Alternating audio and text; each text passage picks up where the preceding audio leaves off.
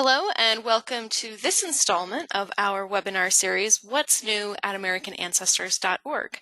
My name is Ginevra Morse. I'm the Director of Education and Online Programs at American Ancestors and New England Historic Genealogical Society.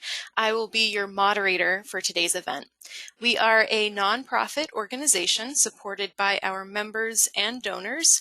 We provide resources and expertise in nearly all aspects of family history and are pleased to offer such programming for our members and friends around the world. Now, before we begin, I do want to note that we are broadcasting from our homes with various limitations and distractions. We apologize in advance if there are any interruptions from our end, and we thank you for your patience and for bearing with us. Even if we were to lose the connection, you will have access to a full recording on our website. Our presenter for today's session is Database Coordinator Molly Rogers. Molly works on our database collections, maintaining the accuracy of current databases, and managing teams of volunteers to transcribe and add new collections to the site. Originally from York, Pennsylvania, Molly studied English and French at Colby College in Maine and has a master's degree in library and information science from Simmons College.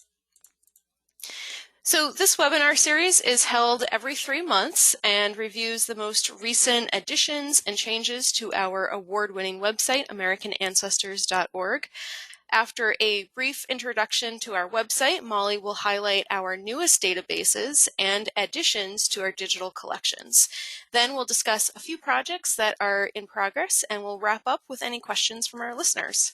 At any point during the presentation, feel free to type your question in the panel to the right of your screen. We'll address those after the presentation. There is no handout for this session, but we are recording this event, and starting tomorrow, you can easily go back and review any of the content from the presentation on our website, as well as our YouTube channel. So if you missed something on today's first listen, don't worry, you can always go back and review the presentation later. All right, so without further ado, I will turn things over to Molly. Hi, I'm Molly Rogers, and I'm excited to chat about what is new on our website today.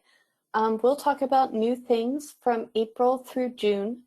Overall, I want to help you understand how to use our new resources and generally help you make the most of your membership. Today's lecture is the 4th in our What's New series. We'll talk particularly about our databases and digital collections, which can be found respectively in the search and library menus on our homepage.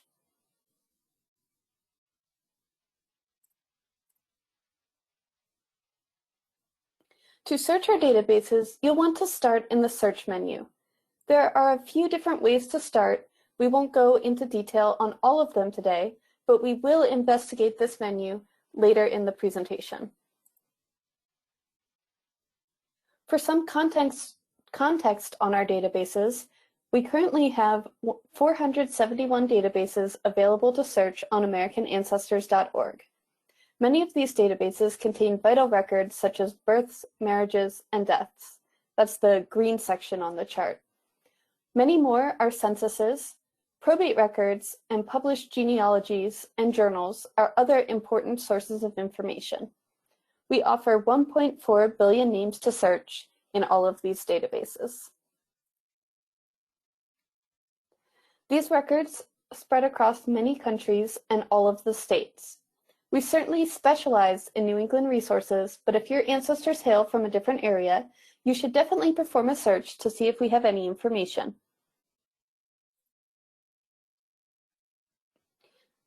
The intent of this series is not to cover how to search AmericanAncestors.org. Instead, we're going to talk about what is new. However, if you have questions on how to search, we do have a few resources that can be helpful.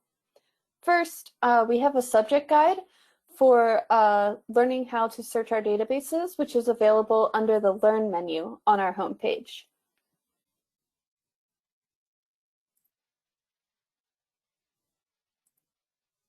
Using AmericanAncestors.org, the subject guide goes over in detail how to navigate our website, search our databases, and leverage other tools to advance your family history research. You can read this document directly, or use the links at the top of the page to drill into specific topics. You can also view our latest webinar on searching databases on AmericanAncestors.org. I presented this topic in May. The archived webinars list is in chronological order. You can scroll down to find searching databases on AmericanAncestors.org. The archived webinars are free to all, but you do have to be logged into your guest account to view this page. As I mentioned, we'll focus both on databases and our digital collections. Our digital collections are another growing online research available for you. They contain digitized books and manuscripts from our library collection.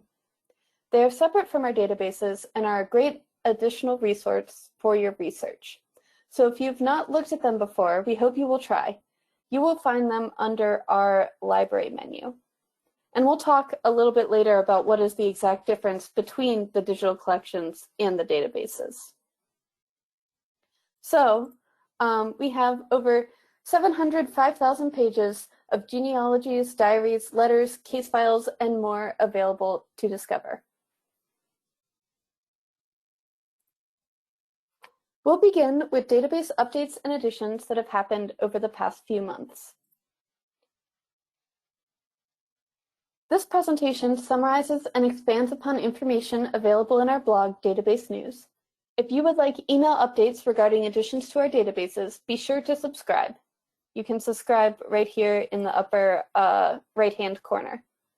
You can also bookmark this page and browse through the updates, which are always listed chronologically with the newest items on top.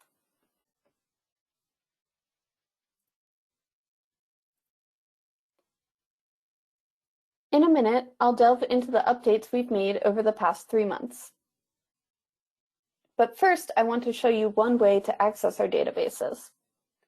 So there are a few different ways to search databases on AmericanAncestors.org. Again, if you want to delve into it in detail, you can watch our other webinar. But I want to be sure that you know how to get to what we're going to talk about. So let's start with Browse Databases A to Z. So this is going to be a list of all of our 471 databases. It's a great way to explore what databases we have and whether they might be relevant to your research based on maybe the location, record type, and date of the records in those databases.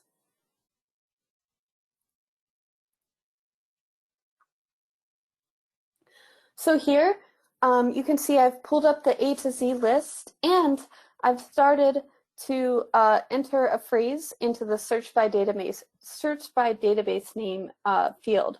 I'll move my arrow so you can see. I started typing Roman for Roman Catholic Archdiocese of Boston. So you can see we've narrowed that list of 400 databases down to only 5. And these all look like they're probably pretty relevant to our search. So if you click on the title, that will take you to the database-specific search page that is specifically tailored for that database. So we aspire to index 7 different fields in all of our databases: first name, last name, parent's name, spouse's name, date, location, and record type. However, not every database has all 7 of those fields indexed. One reason may be that the original record doesn't have all of that information. So this database-specific search page is going to have only the search fields that you can possibly search within that database, which can make your search a lot easier. So this list of databases that apply to the Archdiocese of Boston lead us to our first database for which we have an update. So many of you know from previous announcements that we are collaborating with the Archdiocese of Boston to digitize their sacramental records from 1789 to 1920. This is our largest ongoing project, and it's definitely still a work in progress. We are scanning, indexing, and adding new content to our site almost every week. So in the past 3 months, we've added 35 new parishes, which comes to 142 new volumes, and a total of 9.3 million searchable names. we're really excited to have those 787 volumes available for you to search now. If you would like to know whether a particular parish has been completed, you can do a search on our blog, Database News, to see if it has been announced as part of the collection. Or you can check the volume list on the database search page, which is alphabetically arranged by parish name with the town in parentheses. So on our next slide, I'll show you where to find that. Here's the database-specific search page for the Archdiocese of Boston collection. The volume menu that I just mentioned is right here. So you'll be able to see every book that's available as part of this collection. You can search all 7 possible fields in this database, including witnesses to baptisms and marriages. To search a witness name, type it into the family member fields and don't choose a specific role in the drop-down menu. This can be particularly helpful when your ancestor has a very common name. Witnesses can help pin down and triangulate if this is exactly your Mary McCarthy, for example.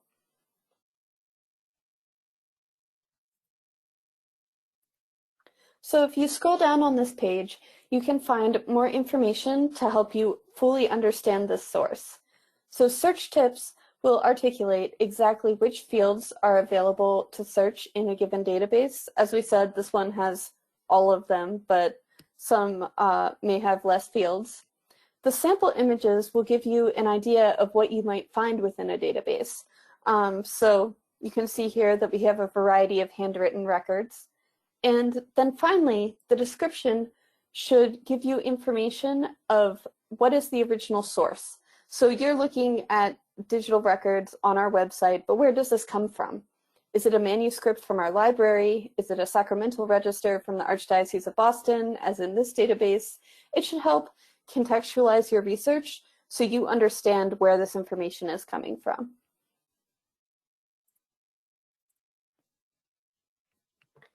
So here I've done a sample search just to show you how that database search page connects you to the records. So I'm looking for a marriage record for Dennis Kelly, who was married in Salem around 1870. So here you can see him at the top of the page, and in the text, his name is actually written in Latin. And you can see how the Dionysium really varies from our English word Dennis. And so we've tried to offer these English alternatives, but also write the Latin that does appear in the text. And that's because we don't want you to have to know how to understand the Latin and search by the Latin. We want to put both of those together so that you can search for Dennis and our search engine can find it for you.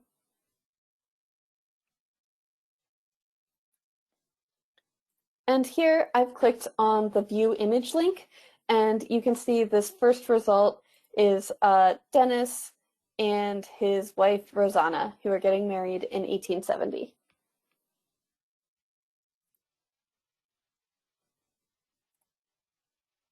So another new database that we're excited to announce, we have 3 brand new databases that we've added in the past 3 months. And so this is NEHGS membership applications from 1845 to 1900.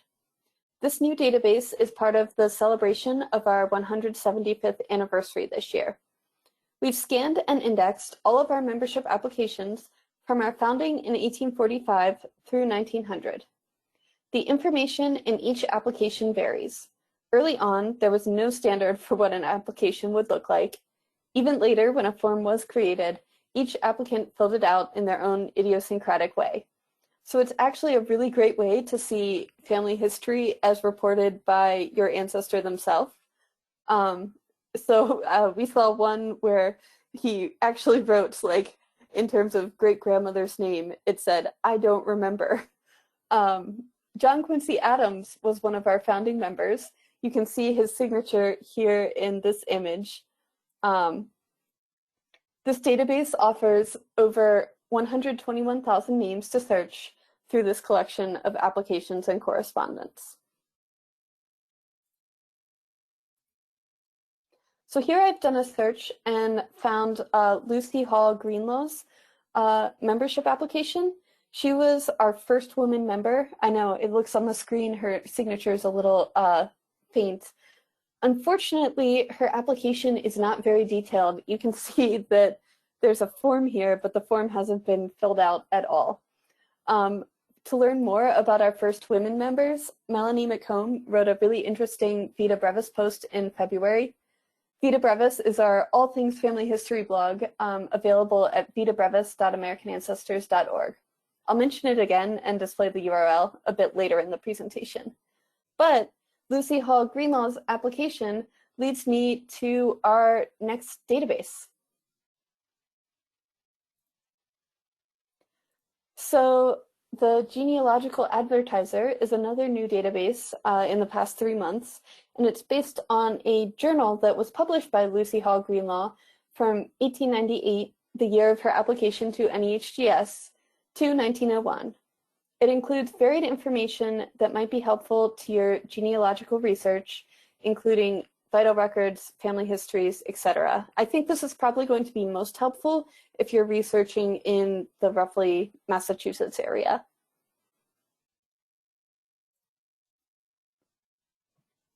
Then another new database is the Earl Report of Native Americans from 1861. So this was a report that listed all of the Native Americans living in Massachusetts in 1861, as well as those formerly of the Commonwealth residing outside of Massachusetts.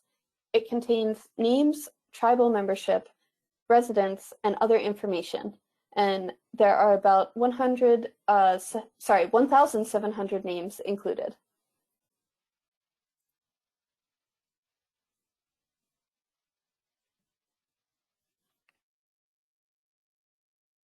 Can everyone still hear me? It looks like I might have had a brief problem with the audio. We can still hear you, Molly. Perfect. I'll keep going.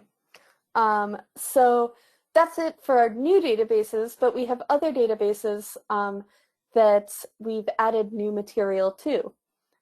So we have Dutchess County, New York, The Settlers of the Beekman Patent, which is based on Frank J. Doherty's collection of sketches that focus on early settlers of this area. And so we added volume 11, and his books are arranged alphabetically by last name. So volume 11 contains people with the last names Rood through Sly. And so this is an ongoing project, and we're excited to make volume 11 available. We've also added volume 173 of the New England Historical and Genealogical Register to our database. And so this is the 4 issues from 2019. This database presents our flagship genealogical journal, published since 1847. This database is indexed using the index printed in the back of each volume, so it is one of our databases that has a limited number of fields available to search. You can search by name, article title, or if you know the volume and page number. It's very similar to if you're looking in the back of the volume, the physical volume, to search. So this update added 11,000 searchable names. We have another database that is related to the one we just discussed. So vital records from the NEHGS register. We're working to improve our indexing of this source. So we're trying to re-index the register so that it is indexed on all of those 7 fields: first name, last name, record type, location, parents' names, and spouses' names. So this is a really big undertaking. Every time we replace an issue, we add about 7 times more records, which is exactly the number for this one. So we've re-released volume 10 that has been indexed in much greater detail. Thanks to the hard work of all of our volunteers, it now contains 36,000 searchable names. So our volunteers right now are working on volumes 11 through 20. So you'll definitely hear more updates about this database in the future. Other ongoing projects include our New England-focused study projects, which present genealogical sketches based around a certain topic. Helen Ullman edits Western Massachusetts Families in 1790, which focuses on families enumerated in the 1790 census living in historic Berkshire and Hampshire counties. So that also includes modern-day Franklin and Hampton counties. In the past 3 months, we've added these 3 sketches to this database. Similarly to the Catholic Records Project, you can browse the available list of sketches by expanding the volume drop-down menu on the database search page. So this project is composed of NEHGS member-submitted sketches, as well as sketches written by other interested parties. So if you have an ancestor who lived in this area in the 1790s, you may want to be in contact with Helen Ullman to consider submitting your research for a future sketch. To learn more about this process, you can see our submission guidelines page.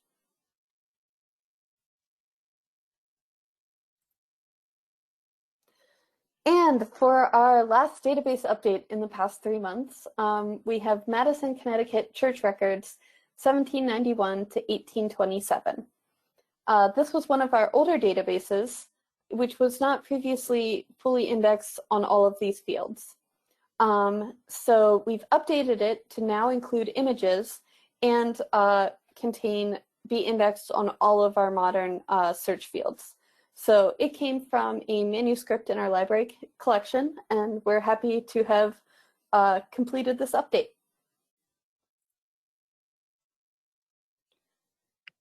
So now we'll transition into discussing updates to our digital collections in the past 3 months. You may be wondering about the differences between digital collections and our databases. Our databases are record-based. They're focused around data like names, date, and places. So vital records and census records are common types of information found within our databases. It's really you're recording an event. Our databases have a wide range of sources, from materials from our library collections to partnerships with other organizations like the Archdiocese of Boston. In contrast, our digital collections are solidly rooted in our library collections. You will only find content from our library there. You might find genealogies, local histories, family Bible records, and manuscripts relating to conflicts such as the Revolutionary or Civil Wars.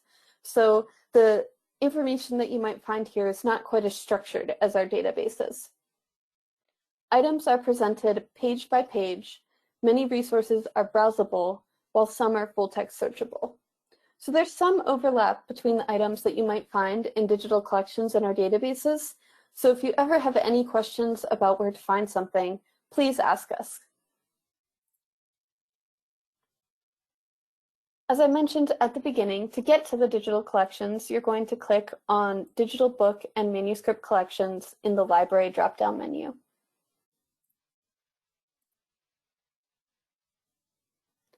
And clicking on that will take you to this page. Behind the scenes, the information in digital collections comes from 3 different sources: our Special Collections and Manuscript Department, our Research Library, and the Weiner Family Jewish Heritage Center.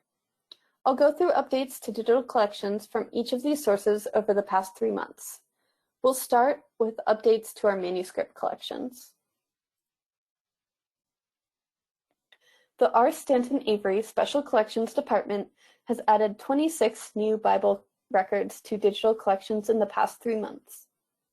These records largely fall into 2 categories of decorative family registers, either handwritten, hand-drawn documents, or pre-printed forms with the names filled in.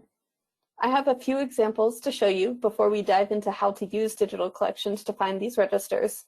They're really too beautiful not to share. So here you can see a register for the Daniel Noyes and Lydia Merrill Poor family. Daniel was born, it's really faint here, but you can see he was born in 1758. And the latest date on the document appears to be the death of Mary Little Poor, who died in 1857.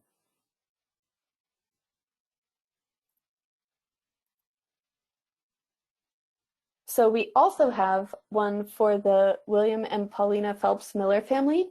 You can see that they had 16 children. Both of these registers that we've just looked at fall into the handwritten and hand-drawn category.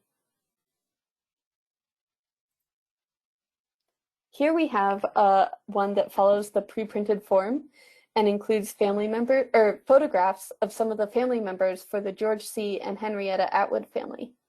I think it's so special to have these portraits paired with the genealogical details. So now that I've showed you some of the beautiful things that have been added, we'll discuss how to find these documents in digital collections. So to access these manuscripts, start on the Digital Collections homepage and click Browse NEHGS Digital Collections. This will lead you to this important page, which we'll come back to a couple different times. It's split into two different ways to search. Right here, the Browse by Genre allows you to search within a specific type of source, like genealogies, city directories, or diaries. The NEHGS collections are thematic groupings of materials. Within the Revolutionary War manuscripts collection, you might find letters, diaries, and other materials. So depending on your research interests, it might make more sense for you to search either via genre or collection. Today, we're going to focus on the collections, and we'll look in the Family Registers and Bible Records collection to find the newly added family registers.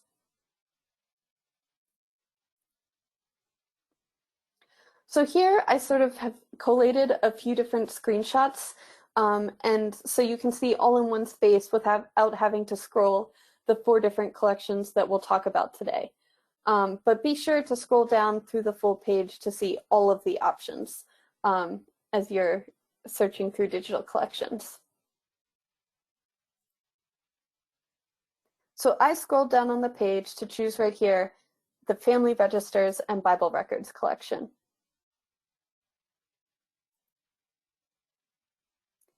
And so that's going to take me to this page, which is a landing page that sort of gives you a lot more detail about what resources are available in this collection.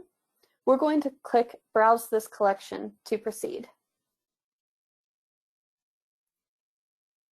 And here you can see that I've done a search within this collection for a family named Lockwood. It's kind of small on this screen. But I wasn't very specific. I just used Lockwood as a keyword. If you would like to make your search a little bit more specific, you can use the advanced search button to search for a title or a call number or maybe an author's name. But here, we're going to click right here on the second, the second search result and see what we can find.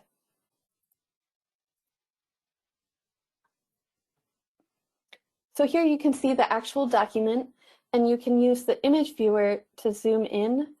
So you'll definitely have to do that. I'm sure you can see that the handwriting is very faint on this document. And if you need to, you can download and print the document from this page as well.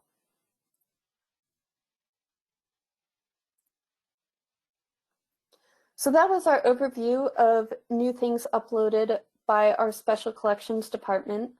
Our research library is a slightly different library department, and they work on adding published works to our digital collections. So in the past few months, they've added some books that are actually part of our physical library collection, and some books that are born digital donations. We don't actually have the physical copy. So 6 new books belonging to the Family History Books category have been added. To learn more about any of these titles, you would return to that collections page and click on the Family History Books category, and then you can do a title or keyword search within that category. So usually this category is restricted to NEHGS research and contributing members, but now during the pandemic, while our research library on Newbury Street is closed, non-members can freely access the research library's digital repositories. So I think next I did a search for one of them, And here you can see one of our newly uploaded ebooks, The Descendants of Philander Mead and Edward Owens by Don Taylor.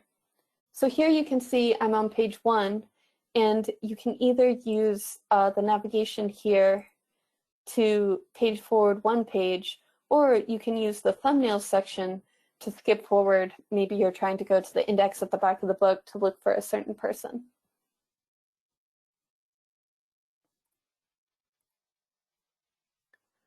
So the research library also added 9 books to the local history books collection.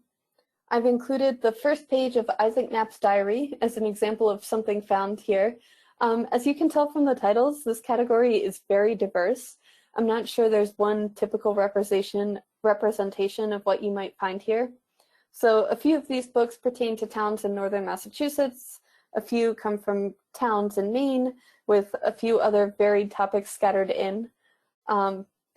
Similarly to the last category, this category is currently free to non-members. And here you can see I've searched for the book Castine, Penobscot Bay, Maine, which is a local history from 1913. I liked its optimism and excitement where it says here, "You will like Castine." So it has information about how to get to Castine by rail, the literature of the area, including visits by Longfellow, and historic images of the town, and more.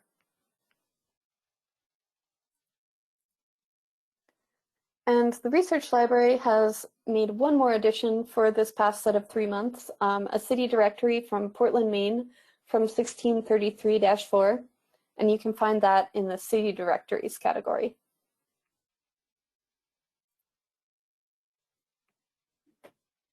So our Weiner Family Jewish Heritage Center is the last department inside NEHGS that contributes to digital collections.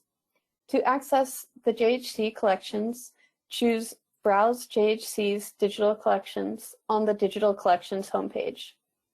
The pandemic has impacted their scanning process, so they have not added any new material over the past 3 months.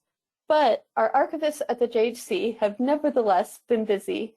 They've been working behind the scenes with our library to get a fresh design for digital collections, which will make everything easier to use and search. So hopefully 3 months from now, during our next What's New webinar, you'll get the full new tour.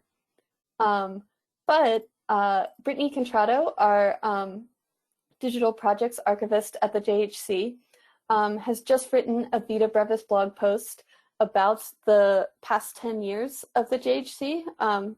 As much as it's our 175th anniversary as an organization, it's also the 10th anniversary of the Jewish Heritage Center.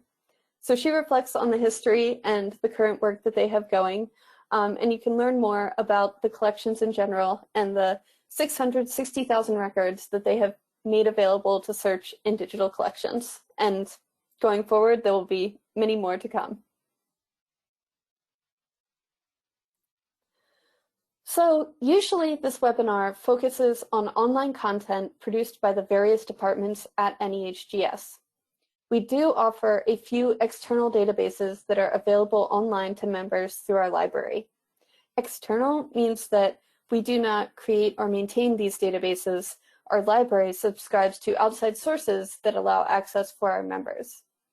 So some of these databases are always available online, whether you're at home or in our library, whereas others are usually only available if you are using a computer at our research library on Newbury Street.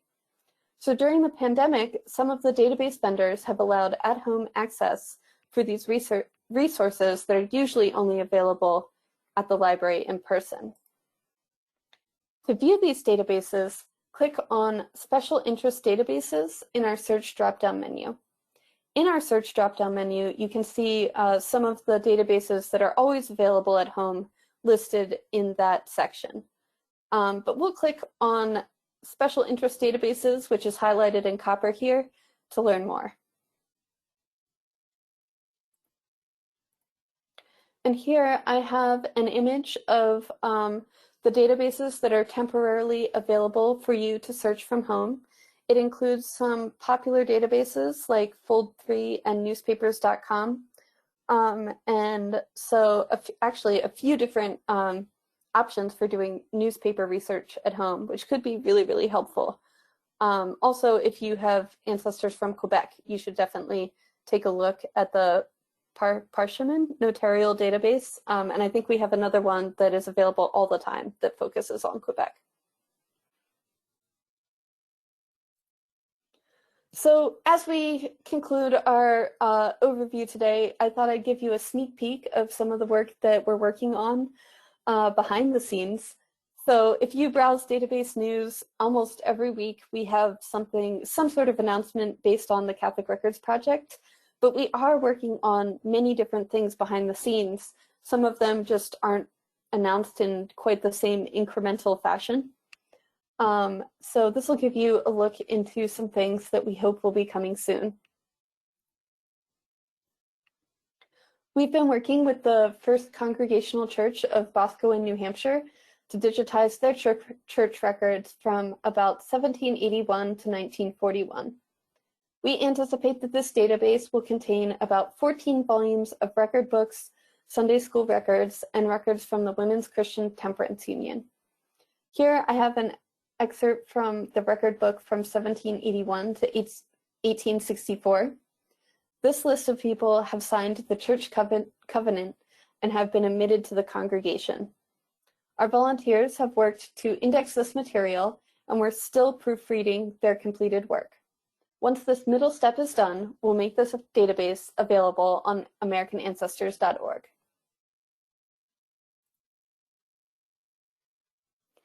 So we already have the first 1,000 applications to the Society of Colonial Wars in Massachusetts available as a database on our website. We are working to make more applications available from application 1001 through the applications from the year 1970. The Society of Colonial Wars in Massachusetts offers membership to men who descend from people who served in the British or colonial militaries from 1607 to 1775. This database index includes the applicant, their ancestor, and the indexed birth, marriage, and death information for each generation of descendant on the application. So we'll be excited to add more information to this database. I guess similar to our membership applications, this can be a great way to learn about your ancestors in their own words.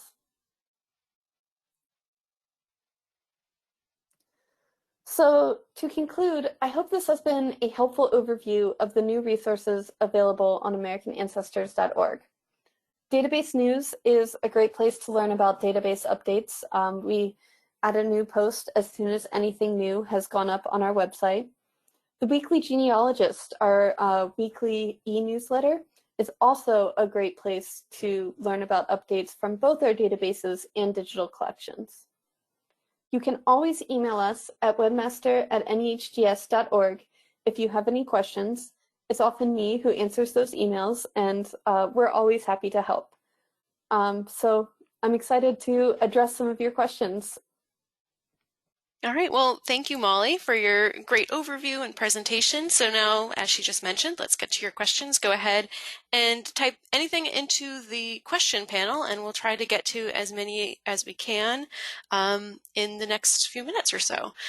So to start with, Claire asks about volunteer opportunities to index records so that they are searchable on the databases. So if you are interested in learning about volunteer opportunities, what's the best way to go about that? So if you're interested in volunteering for us, my colleague Rachel Adams is our Database Services Volunteer Coordinator. And so she manages the various projects that we're working on behind the scenes, like Boscawen or the Society of Colonial Wars. And you can reach out to her. And, she's had a very busy set of months as people have been at home and excited to help out. So if you're really interested in a specific project, do feel free to get in touch with her. Her email address is her name, Rachel, RACHEL.Adams@nehgs.org. All right. And Teresa asks, now this wasn't necessarily a a new database that you mentioned, but she's asking about what we commonly refer to as the TAN books. So these are the Massachusetts vital records, I think prior to 1850.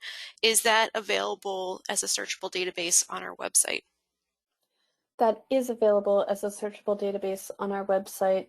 Um, and so I believe the title is Massachusetts Vital Records. I forget the start year. I don't know if it's 16 something through 1850. So either on the browse databases A to Z list that we talked about, if you start typing in Massachusetts Vital Records, it should certainly appear on that list. And if you're starting instead from our advanced search page, we have a database drop-down menu that's similar to the volume drop-down menu that we've mentioned a couple times. And so that database list is in alphabetical order, and so you should be able to find it under Massachusetts.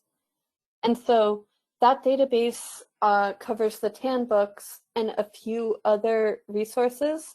It doesn't have every single town in Massachusetts from that time period. All right. Now, Marcia's asking about the items that you referenced from the digital collections. Would you be able to find those if you did a search through the online library catalog at NEHGS? So this is where And I can answer this question too.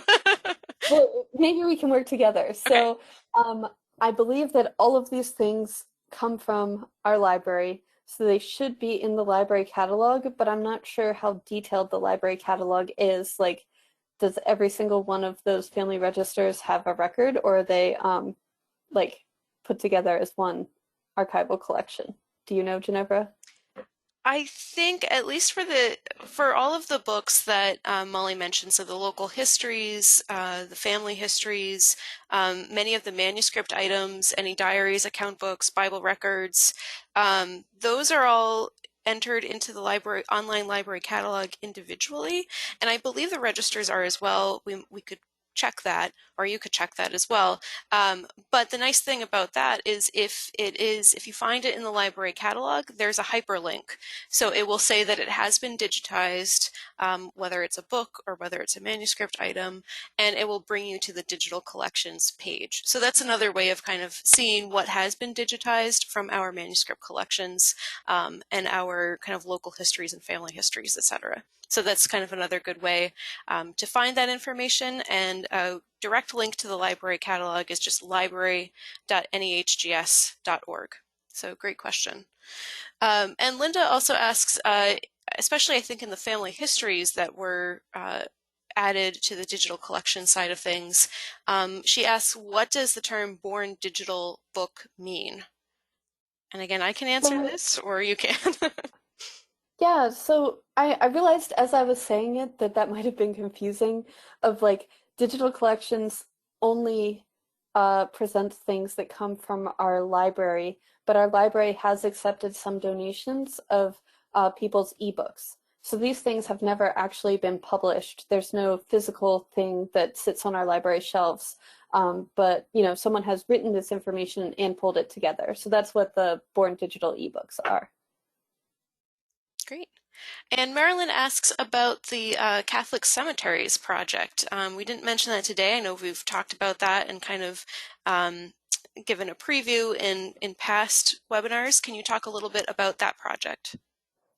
Yeah, absolutely. So for people who don't know about this project, the Catholic Cemetery Association is affiliated with the Archdiocese of Boston, and we have been working with them to scan their burials and lot sales. And so this is a group of about 157 books that pertain to about 20 cemeteries that are all throughout Eastern Massachusetts.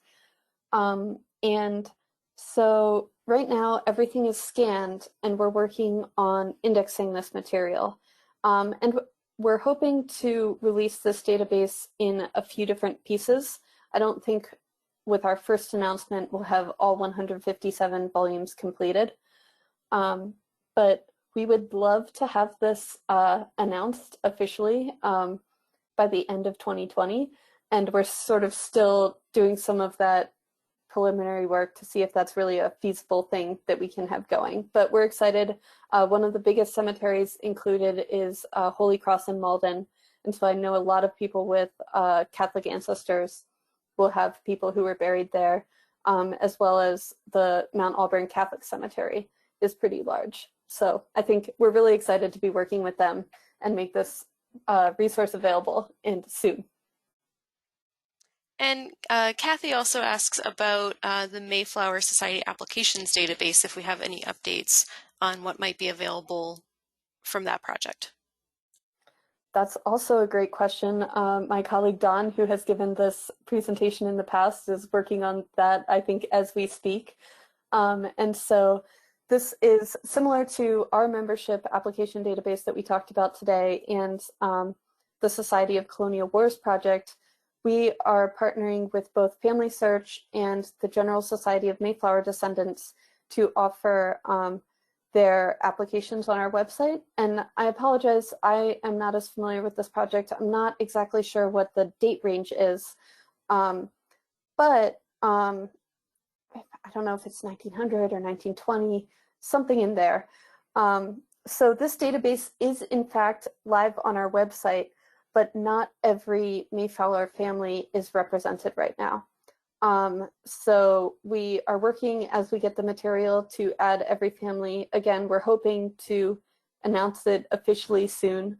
But the other cool thing about that database is if you use our family tree product, which is called American Ancestries, I think you can find a link to it on our homepage. There are trees associated with each Mayflower family that will be available in Ancestries when this project is done. So that's exciting, and we're working on it right now. Now, I know a lot of people are asking about, if we have databases for New York or other states or other areas, what's kind of the best way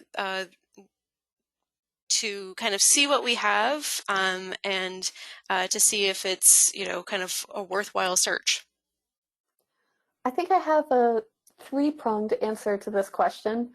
I highly, highly recommend our Browse Databases A to Z page. You can type in a keyword like New York or Maine and see what databases come up based on that keyword. So that can be a really great place. You can say, oh, look, my ancestors live in this town that you have these vital records. That's great. Or maybe none of these quite fit my research. The other place that you could learn about this is in the subject guides. We talked at the beginning of the presentation about the How to Use AmericanAncestors.org subject guide. And so under the Learn menu on our homepage, you can find all of our subject guides. And I am sure we have one on New York research and also on a variety of other different topics. And they're going to talk about not only where to find things on our website, but also in other sources as you're pulling together your research. Then sort of the third place is if you can't find it on our website, how do you get more help to figure out other places to search? And so we have our newly expanded Chat with a Genealogist, where on afternoons between 3 and 4 o'clock Eastern Time, from Tuesdays to Saturdays, you can chat with a genealogist on our website, and you can say, I'm looking for my ancestors who lived in Maine in the 1850s. Can you give me some advice on where else to look? And I think they'd be happy to help. Great answer. And so to find, go ahead. To find the Chat with the Genealogist, it should be right on our homepage. I think there's the section of like events that are new. I think there's something else in between, and then it says pretty big, Chat with a Genealogist. Yes, great answer. And just to reiterate, so browsing our databases just to see what databases we have, that's free. You don't need to be a member to conduct that kind of search. If you were to do kind of an advanced search for a name or kind of dig into some of those databases, you might hit kind of a wall that shows you the results, but then it will say, to access that material, you do need to either log in or join as a member. We do have a number of free databases that you can access. And then also that chat service that Molly just mentioned, that's also free, open to the public. You do not need to be a member. And it's a great way to connect with a genealogist to ask quick reference questions about our resources or maybe where to turn next in your research. So great services that you can access from home and that you don't necessarily need to be a member to participate in. Now, Bagley asks, do your Archdiocese records include towns in Massachusetts such as Newbury or just towns near the Boston area? So the boundaries of the Archdiocese of Boston, it's all the way to the border with New Hampshire in the north. Going west, it doesn't quite extend all the way to Worcester. So some of the western towns, let me see if I can think off the top of my head. There's like Hudson and the minute I'm thinking of it, I can't pull it up. But so like not quite to Worcester.